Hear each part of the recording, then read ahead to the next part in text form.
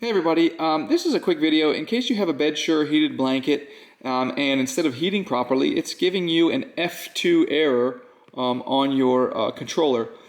So what is this error and how can you get rid of it?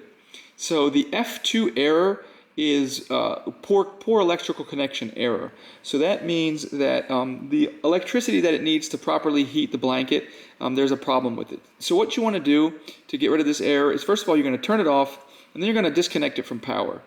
And once it's disconnected from power, you want to check all the connections. Like if you have it to a power strip, make sure that power strip is plugged into the wall. And actually, to test this, you should just plug it directly into the wall.